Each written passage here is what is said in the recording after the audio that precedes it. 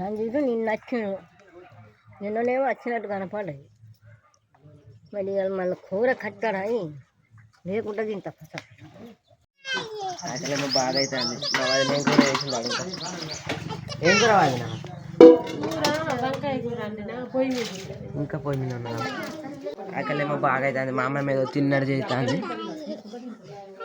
పోయి అడుగుతా. అయిందా అమ్మమ్మ కూర? తింటానా? ఏం కూర టమాటా ఉన్నదా? ఇంకా ఆకలి బాగా అవుతుంది.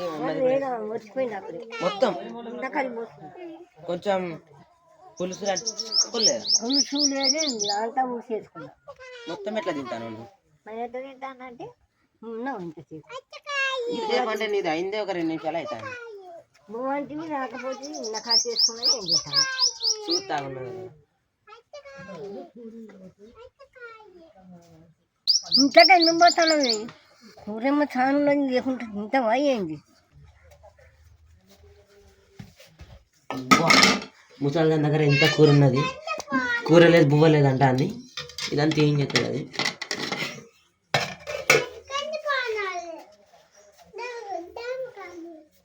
కూర చాలా ఉన్నది అమ్మమ్మ, లేదంట అది సరిపోదా నీకు? అదంతా ఏం చేస్తావు? ఒక్కదాని ఇక ఒక్కదాన్ని అయితే తినాలా? అంతా తింటావు? మాపటికి తినాలి, మధ్యాహ్నం తినాలి, ఇప్పుడు తింటావు. ఇంకా ఉంటావా? ఇక నువ్వు పెట్టావు కానీ నాకు అర్థమైంది. కానీ మా వదిన కూర చేస్తానట, అది అయినాకనే తింటాను. తినిపో, నువ్వు వచ్చినప్పుడల్లా ఇవాళ కూరలు కాదు. ఆకలి బాగా అవుతుంది. కూర అయిందా? తినాలి. ఇంకా ఉడుకుడు మీద ఆకలికి చచ్చిపోయేటట్టు ముసలి ఇట్లా కూర అండి అడుగుతా. అమ్మమ్మా తింటాను. అబ్బా ఏం కూర? నాకు రొయ్యల కూర ఇష్టం. కొద్దింత పోయిరా తింటా. నా కూర పొయ్యి ఉన్నది.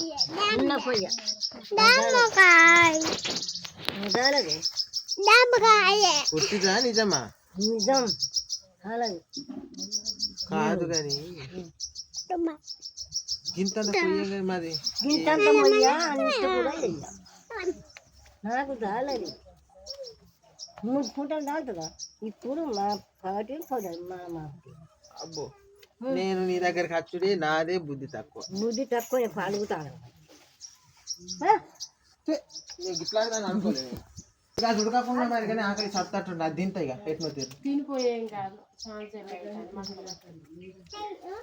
కూర కమ్మగా ఉంటే తింటావా అందరూ?